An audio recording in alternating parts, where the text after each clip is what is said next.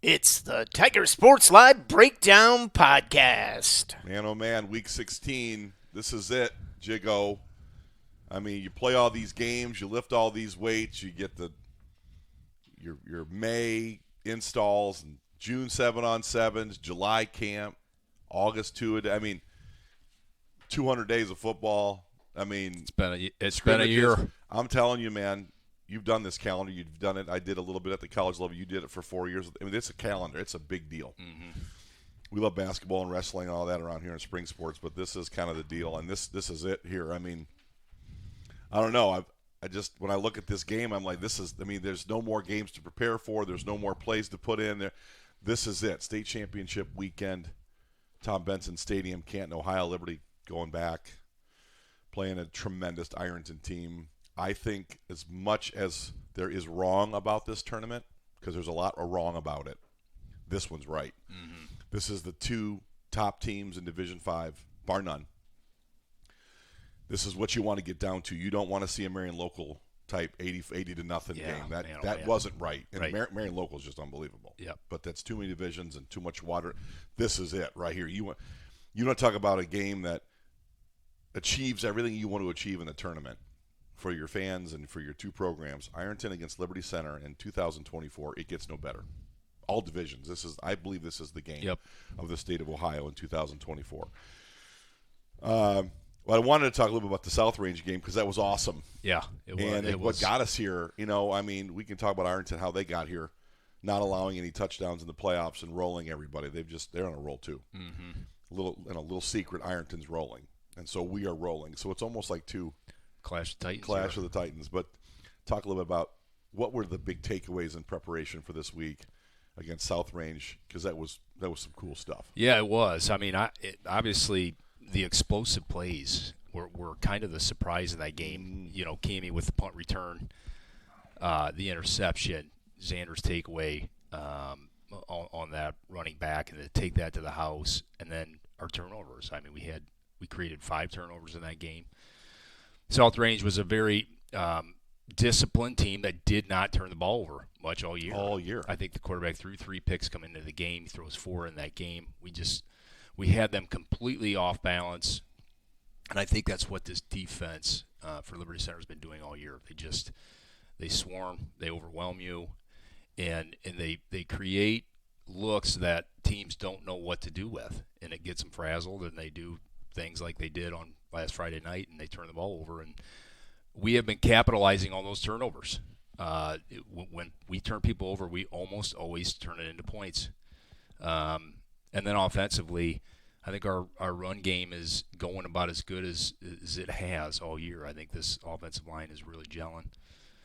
We have 3 really good backs, obviously, that don't need much space.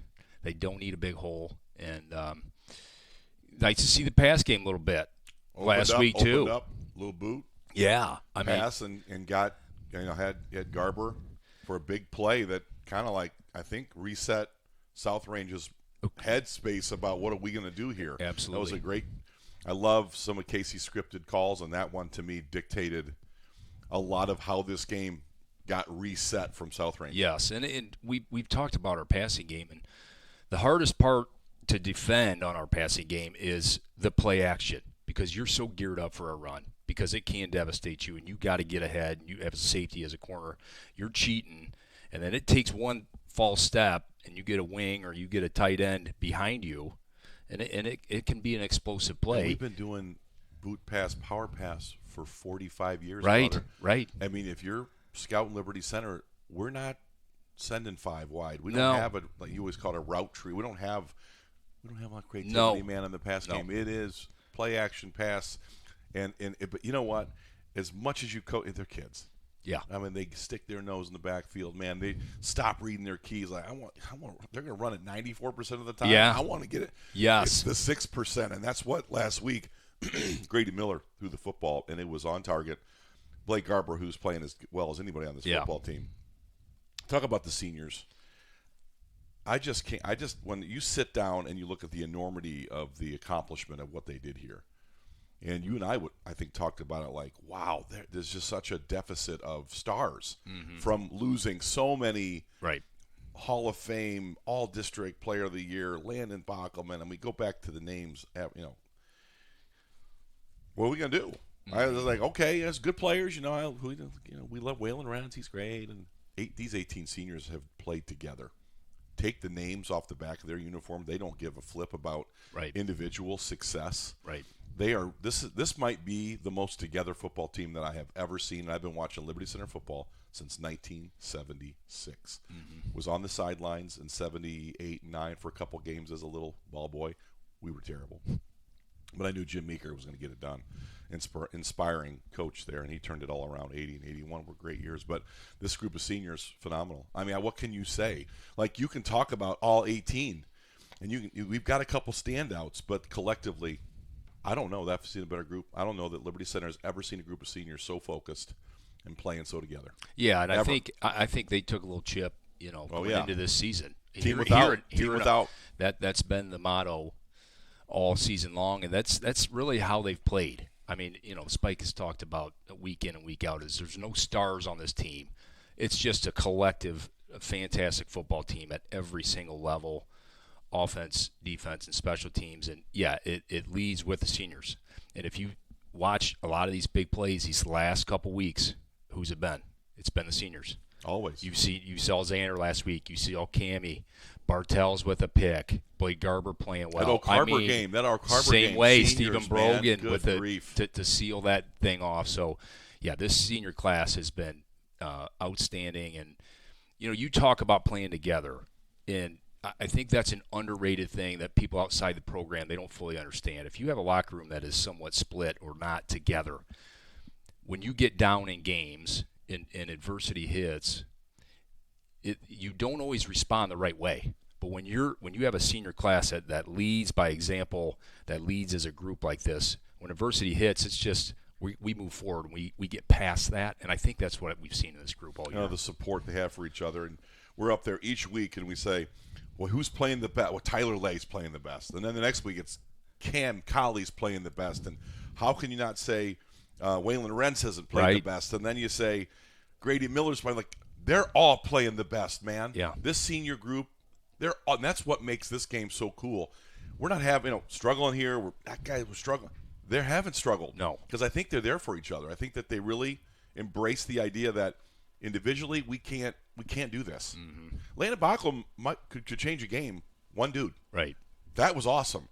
The Cruz triplets changed games. They played 80s football, which was awesome. Mm-hmm. They drug the program almost like Back to the Future. I tell Casey all the time, like, I kind of like the direction the Cruz boys and Bockelman and Navarre and those guys brought the program. These guys fully embrace that. They talk about it. Cam Colley about the seniors. We didn't get it done last year for the seniors in the community. And where's the talk about myself? Mm-hmm. I want to win this. I think there might be a difference in Ironton and Liberty Center.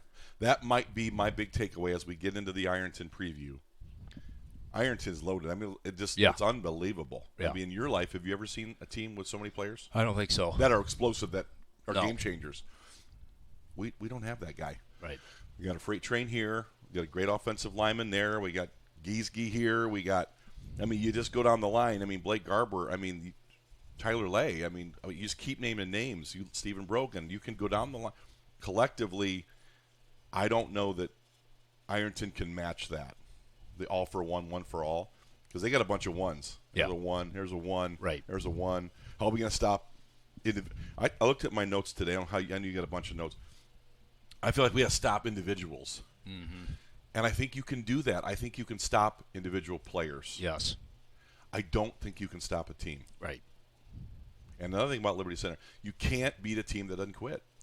Liberty Center does not quit. They don't stop. Right. It doesn't. Tyler Lay's not. This is 6 power. I'm out. I'm just going to post up my center here, double, and get to.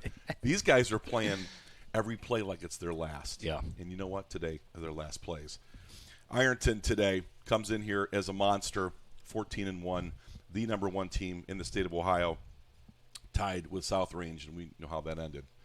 We've erased and deleted some top teams in this tournament, and I think we are ready to go.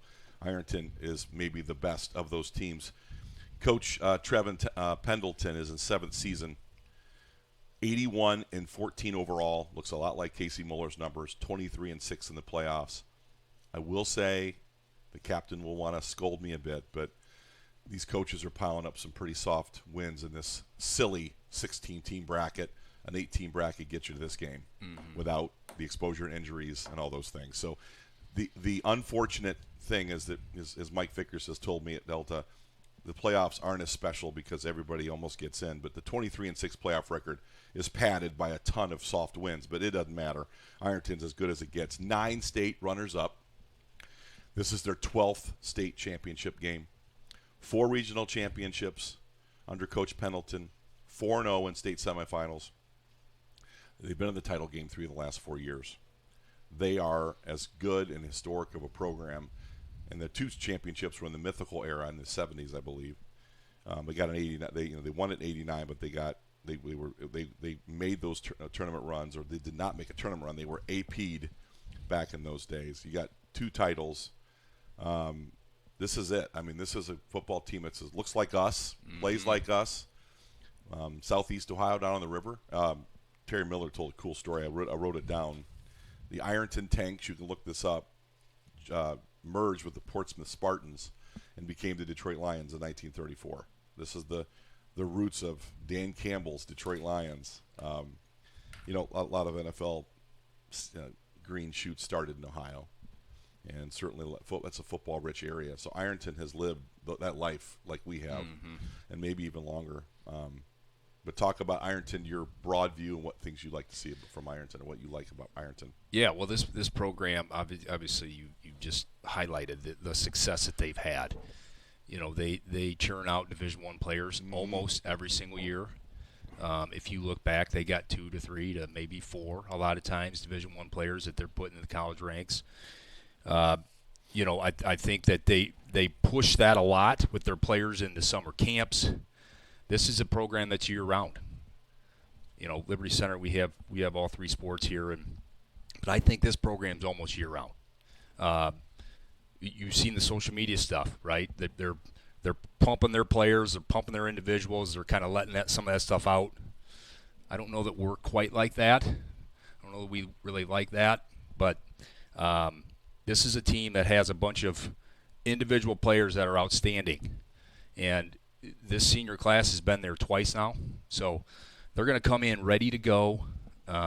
They've been here, they've seen it, they've done it, and they're riding a very successful senior class as well, and they can score with just about anybody.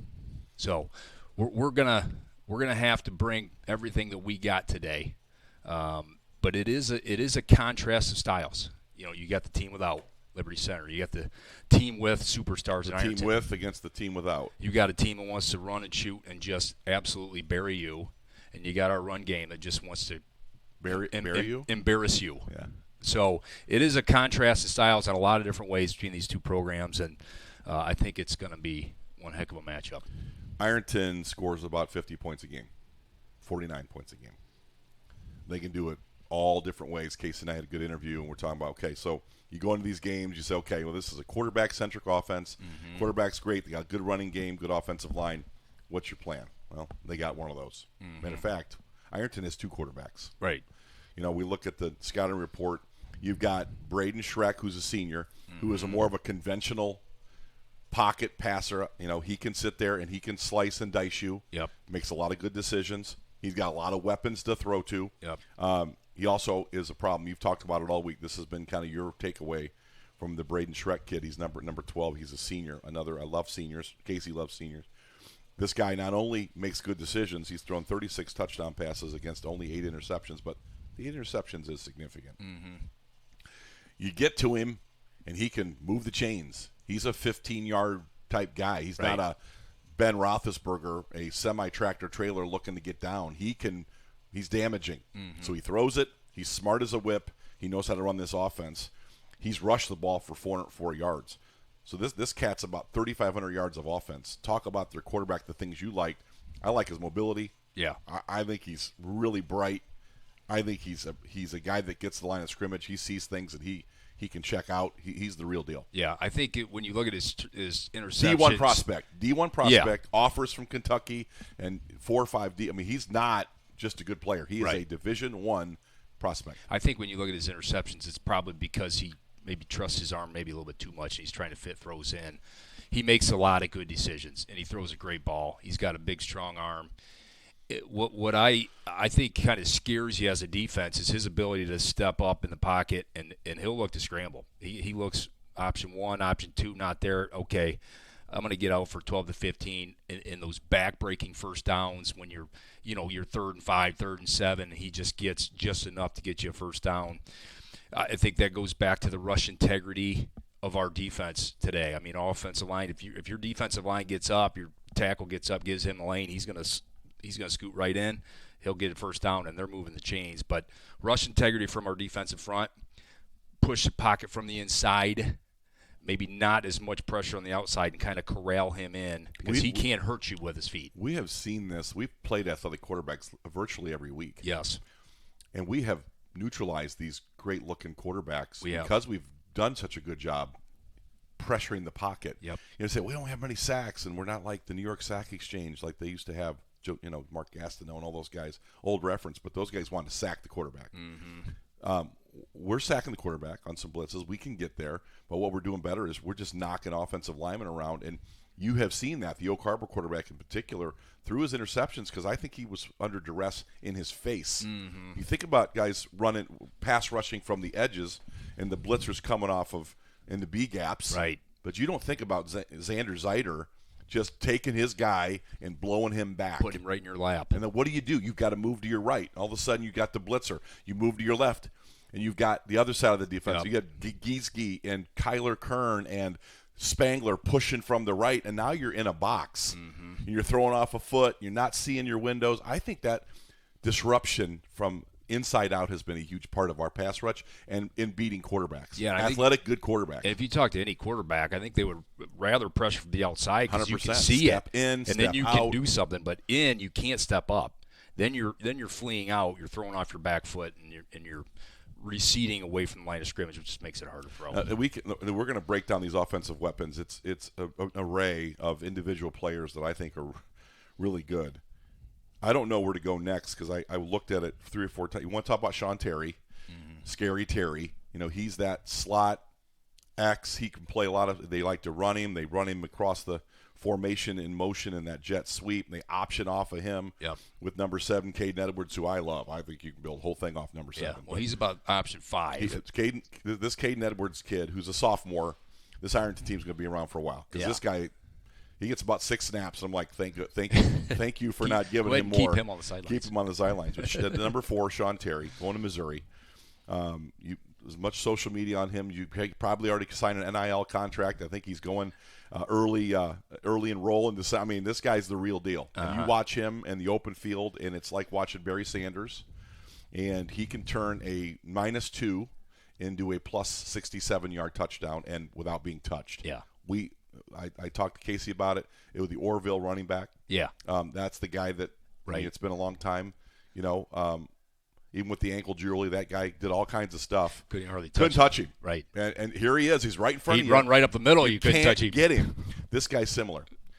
Sean Terry's got good hands. He's got good feet. He's smart as a whip. He loves to step back to create space. Mm-hmm. And I think that whole integrity thing today, Casey talked about the triangle. One on each side and one backing those 2 guys up. You almost have to tackle him and corral him. You can't run at him full speed, Brian. He'll run by you. Yeah. You really have to be patient on outside run. Yep. You have to be patient on jet sweep handoffs. If not, if you run at him 100 miles an hour, he'll just sidestep you. Yeah. He makes more people miss. Talk about Sean Terry and the things you like about him. Yeah, well, you can have him in a phone booth and you can't touch the guy. Can't get like the way he can change direction, spin move, and get back to full speed is – it's as impressive as I've seen. That kid is sudden. He is. So, as an individual tackler, you don't want to tackle him one-on-one in space because that's a tough task. So this is a team defense, rally to the football type player that you have to play against. I mean, you got to get 6, 7 hats, and you got to surround him because if you give him any space, he can take it at any time, and he almost likes to go side to side He loves it. to find that cutback angle where he's just going to try to embarrass you. So I think that's the key, is make him change directions and then pursue in a triangle, circle, whatever you got to do, but you got to get Hass to the football because he can break a tackle too. He can. He's 5'10", 180. It's not small. Right. I think this is the kind of player that you have to think through how, because he's going to, touch it 15, 20 times today? Probably. I mean, at least 15 times. Yep. In a jet sweep, in a little horizontal, little tunnel screens. These are where he's most dangerous. Yes. I'd almost say let him go down the field, let our pressure get up in Braden Schreck's face, and maybe he underthrows it. Right. Maybe it's tipped and a linebacker. And we've had all those scenarios. Sure. I would prefer him to see him out the X, which is the outside receiver. Right. I get afraid of him a little bit more in that slot and him moving. He is an impressive talent going to Missouri. So we've outlined 2 players. Okay, is that it? No, we got a bunch more to talk about. A guy that I think it's a very little, and you've talked about him more than I have, and I finally turned him on this week. Last week you were all over it. Number 24, Zane Williams, 5'9", 200 pounds. This guy's violent. He is a vertical style runner. He likes contact. He may be their best defender, and they got a D1 guy over there going to Penn State. When he gets you could build an entire offense on just one dude, like Columbus Grove. He's like that guy, right? Where you could run him wide, run him in, run him out, throw him. He is a brutal, physical guy. Talk about number 24, Zane Williams. Talk about the things he can do in their offense. It's like, here's your quarterback and all the things he does. Scary Terry is an entire offensive mindset to himself. Then you got a legitimate traditional running back who really wants to meat eat. Yeah. And I think he is a real threat today. Yeah, I watching film, I almost said, man, if you take that guy away, I'd almost trade him for number 4 because he can do some things on you. He gets inside. He's a bowling ball type of running back. Low 5'9", and violent, 200 pounds, and he's built like a rock. So he can get in behind them linemen. He cuts well. He's got a nice spin move. He'll try to run you over. Yeah. And you're right. He gets vertical, and they use him in the pass game a lot. Like they'll use him in screens.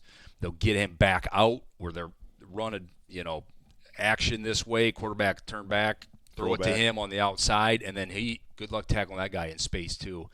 So yeah, really good. He looks like he's only a junior. He looks like a college running back to me too. I mean, I play at the D2 level. He looks like at least a D2, maybe even higher than that. So he also can be a weapon. Their run game, they will run it. They do want to run it.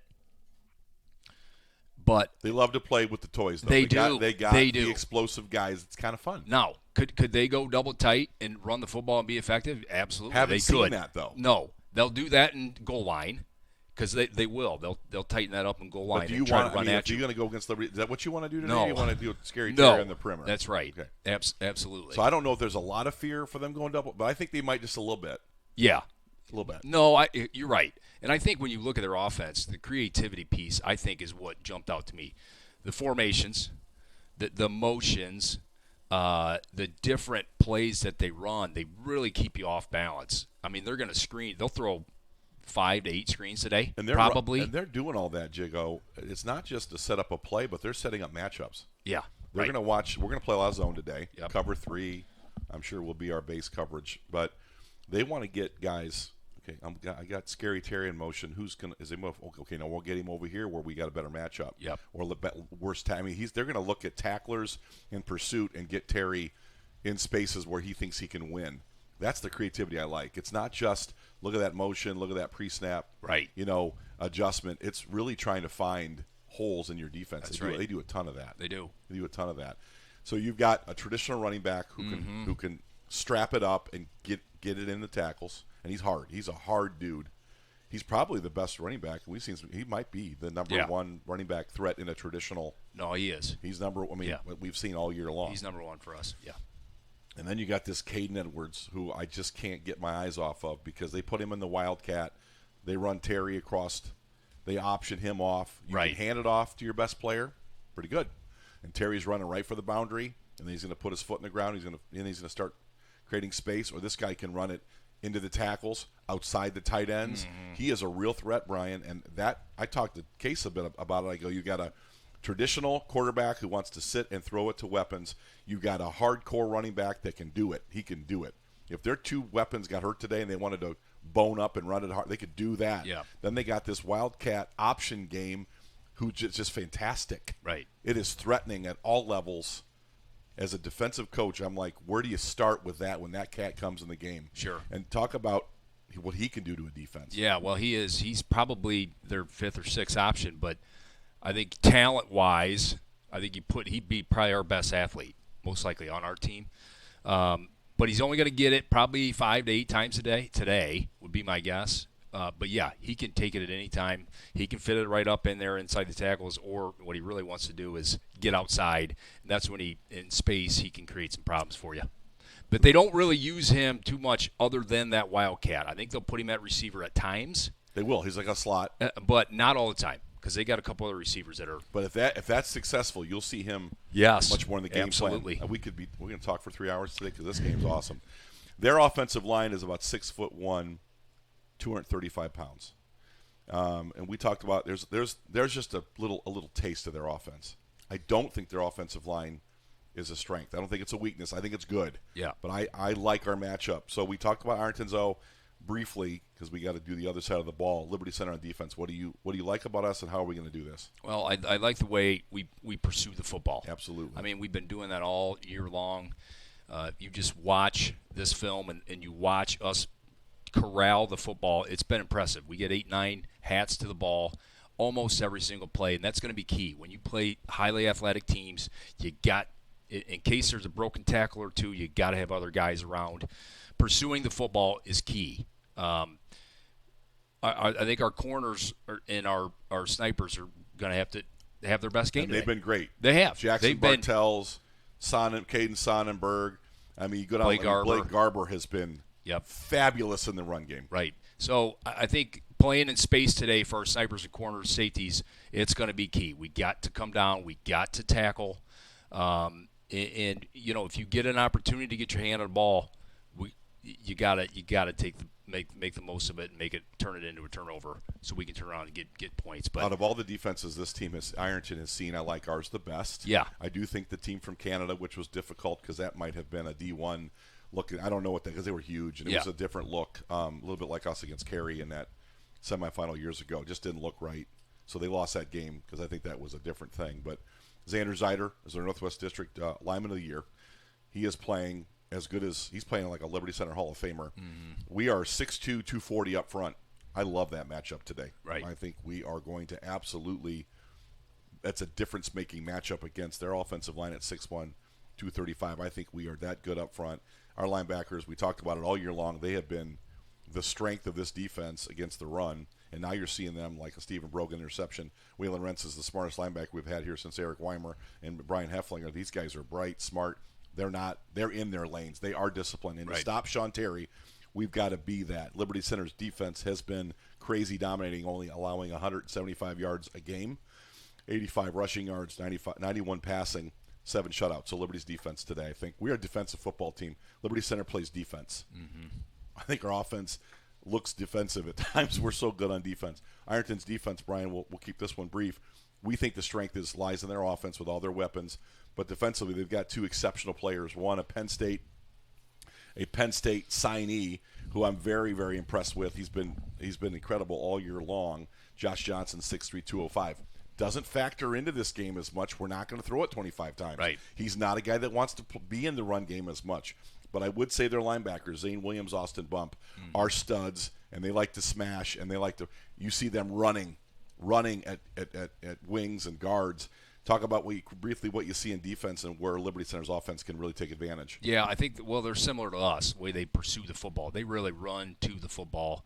I think up front, their defensive line, I don't know that that's their strength. It's not. It's not bad. It's good. Right. It's not. I think their linebacking core and their secondary is probably their best on their defense. I think that, they traditionally play a 3-4. We've talked about this a little bit. They're not going to do that. They're going to add guys. They're going to add guys, whether that's a couple linemen or maybe a couple linebackers, to the line of scrimmage. I expect to see 8, 9 guys in the box. they're going to man up on the outsides with these corners because they have probably plus athleticism on the outside. What I'm interested in seeing in Liberty Center's offense today is what formations are we going to try to do? Because if are we going to split out some and try to get their corners away from the line of scrimmage? Have to have that linebacker kind of move out to create some scenes. Maybe that safety have to just move over a little bit to create scene for our running game because they know what we're going to do and we know what we're going to do. We're going to run the football, and I think we're going to have some success up front. I like us up front. The formational thing is going to be I'm really interested in that and see how they play. If we split a guy out, see how we play with double tight and how that first possessional offense goes and kind of that chess piece. See if Casey comes out with multiple formations just to get a look to see what they do, and then Casey we does capitalize from like there. the script, and that our staff on offense, Ryan Miller in the booth, Todd Spangler, Brad Howe, these guys diagnose and break down pretty quickly. And then I think your run game coordinator is Nick Miller. I mean, you call him what he wants, but this guy has got this offensive defensive lines. I mean, Nick Miller, if they gave a assistant coach of the year, he'd be mine, and all of them are great. You get 2 players of the year in this football team. Josh Johnson is a defensive player of the year, and Sean Terry, offensive player of the year. Liberty Center, certainly 3 backs, very balanced. Grady has started to throw the football a little bit more effectively. I like some of the power passes. I like the boot last week. Yep. It loosened up South Range, and then the running game really opened up. I loved that. Number 3 in the AP, we're 15-0. As you said, our offensive line, I think that's where we're most advantaged today against them. We do not want to give them possessions. No. Keep the ball out of their hands That's today. right. Run the football. Our offensive line, from Giesge to Spangler to Clayton Seal to, Walker, Max Walker, and Tyler Lay. I mean, we just keep throwing really great offensive linemen. You're getting blocking, from Hammondtree at the tight end spot. You're bringing in Xander Zeider. I mean, you're going to forget a name. I mean, look at Weimer. Kellen Weimer might be your best offensive lineman. He's been outstanding. When you look at the whole thing, our offensive line really advantages them. I think today, run the clock. Do not turn the ball over. 4 yards in a cloud of dust. Matriculate. Let the clock run. You watched the Army-Tulane game last night. 13-minute possession, 11-minute possession. That game was over before it started. I like that. I loved it. That's Liberty Center's key to victory, I think. 2 things as we wrap up for this state championship game. We're running a little bit longer, but it's the greatest game of the year. What are the 2 top things Liberty Center has to do to win this game? Well, I think you said 1. Long, extending drives, running the clock down, wearing on this defense. And number 2, you got to eliminate the big plays. Got to make this football team drive down the field because they can go get points quick. There's been a lot of tight games, Bri. And all of a sudden, where'd that come from? That's right. And I think if you watch on film, they're teams that make mistakes or they panic, and this team will pounce on you and they'll score 3 touchdowns before you know it. So you got to be disciplined. You got to make them drive. You got to tackle and make them earn things. You can't get a block punt. You can't get a punt return. You can't let them get a kickoff return on you because I think this is going to be a very tight game. I don't think it's going to be that high scoring. I could see it getting into the 30s just because this offense is explosive, and they're going to get some plays on us. But you got to keep playing. You got to keep playing every single play. Casey talks about that a lot. That's going to be the key today. I think we got to win the battle of the hitting. I watch this film. I don't see them being hit violently a lot. Yeah. I want to put some violent hitting on this football team today. I think Liberty Center is poised to do that.